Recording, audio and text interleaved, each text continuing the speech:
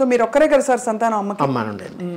ఒక్కరే పెరగడం మీకు ఎప్పుడైనా అంటే ఎంతో మంది అమ్మ దగ్గర తీసుకుని చదువు చెప్పించారు కదా, అందరితో పరిచయాలు మాకున్నాయి. అందరితో ఎవరు కానీ చాలా అందరికీ కేసరి స్కూల్ మైలాపూర్ చూసారా, అందులోనే మాకు సంబంధించిన వాళ్ళు అందరూ. మీరు అమ్మ చిన్ననాటి సినిమా షూటింగ్ జ్ఞాపకాలు ఏమైనా గుర్తుంటే పంచుకోగలరు? ఎందుకంటే మీరు అంటే మా అందరికీ లెజెండ్స్ అని కనిపించి అసలు ఊహించుకోలేము. అటువంటి వారితో వారి మధ్య మీరు పెరిగారు.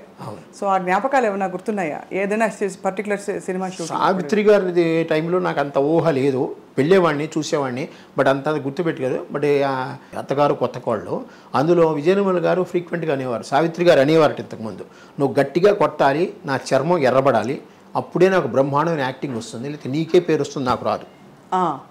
అలాగే అంటే అమ్మ దగ్గర దెబ్బలు తినని వ్యక్తి ఒకళ్ళే ఒకళ్ళు నాకు తెలిసి జమున గారు.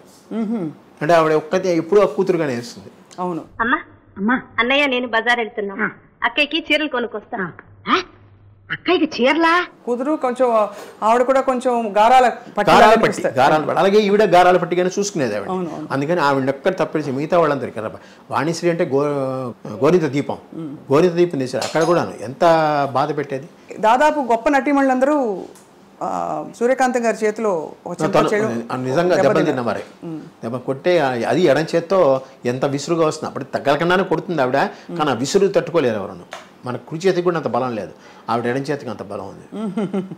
Left hander basically left hander ఆవిడ. అన్ని ఒక సంతకం మటుకు తెలుగులో పెడుతుంది, లెఫ్ట్ హ్యాండ్ రాయగలదు ఆవిడ, సంతకంలో తెలుగు నేర్చుకుంది. అలాగే భానుమతి గారి ఇంటికి మీరు వస్తూ పోతూ ఉండేవారు? చిన్నప్పుడు వస్తే పోతే ఉండే, ఆవిడ ఇక్కడికి వస్తూ ఉండేది. ఇదే ఇల్లు, ఇండిపెండెంట్ హౌస్. అప్పుడు ఇండిపెండెంట్ హౌస్. అమ్మగారు ఎప్పుడు కట్టించారు? 1956లో మేము చిన్న ఇల్లుగా కొన్నాం అమ్మా. ఇది యాక్చువల్గా స్పేస్ ఎక్కువగా ఉంది, కొనుక్కుని అప్పుడు మేము మెల్లిమెల్లిగా డెవలప్ చేసుకున్నాం, పక్కన గదులన్నీ వేసుకుని. 1956లో మేము వచ్చాము ఇక్కడికి. అమ్మ పోయేంత వరకు ఇది ఇండిపెండెంట్గానే ఉంది.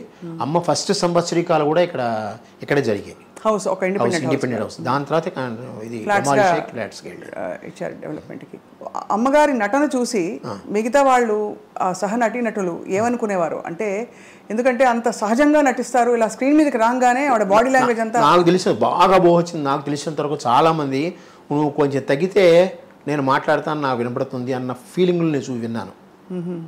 అంటే ఎలాగా? ఎందుకంటే ఈవిడ వాగ్దాటికి కొట్టిపారేస్తుంది అనమాట, ఏదొచ్చినా కూడా. ఆ సీన్లో ఈవిడే డామినేటింగ్, ఆ సీన్లో ఇంకోళ్ళకి రావాలంటే గ్యాప్ ఉండదు. పైగా ఈవిడేం డైలాగులు కొత్తగా చెప్తుంది, మీరు రాసిన డైలాగులు కన్నా కొత్తగా చెప్తుంది. పైగా డైరెక్టర్ ఆవిడ వదులుతాడు ఏదైనా, అంటే కొంచెం ఇంప్రూవైజేషన్ చేసుకోవడానికి.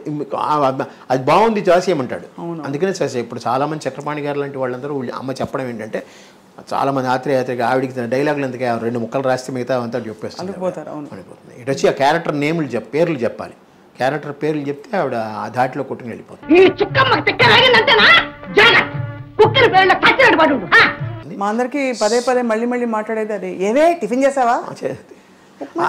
ఆ పిలుపులోనే ఉందమ్మా, అది ఒక విధమైన అథారిటీ కాకుండా ఆప్యాయత కూడా అందులో ఉంది. అవును, అథారిటీ ఆప్యాయత రెండూ ఉండి అంటే ఒక్కొక్క మూమెంట్ లో ఆవిడకి ఏమన్నా మళ్ళీ ఆవిడ సింహం కంటే తగ్గిందంటే తెర మీద అది చూడలేరు, ఎవరు తట్టుకోలేరు. సూర్యకాంతం గారికి ఎవరికైనా ఏదైనా అవ్వచ్చు, కానీ ఆవిడకి చిన్న ఈగ కూడా అది చెప్పాను. ఆప్యాయత లాస్ట్ లో వచ్చేస్తుంది, మీ అందరికి అభిమానం. పైగా ఇప్పటికీ మన ఇంట్లో పిల్లలతో సహా ఎవరైనా చూశారంటే అమ్మ వచ్చినప్పుడు ఉండే ఫీలింగ్స్ మిగతా వాళ్ళ మీద పెద్దగా కలగదు. అది నేను మొన్న కాకినాడ వెళ్ళాను చూడడానికి. అంటే కాకినాడలో కూడా ఒక ఫంక్షన్ చేద్దామని ఒక ఐడియా. అక్కడికి వెళ్ళినప్పుడు అందరూ ఎలా చూశారంటే నేను ఎవరో వాళ్ళకి తెలీదు, నాకు కాకినాడకి సంబంధం లేదు, చిన్నప్పుడు ఇప్పుడు పుట్టాను అంతే తప్పితే.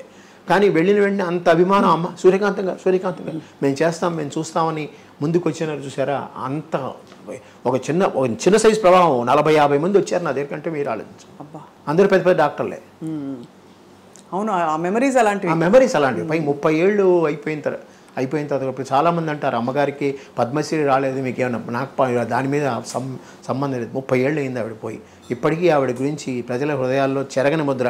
అది పద్మశ్రీ వాళ్ళు రాదు, ఊరికే పక్కన నేమ్ బోర్డు పక్కన పెట్టుకోవడానికి ఒక డిసిగ్నేషన్ లాగే అది. అవును.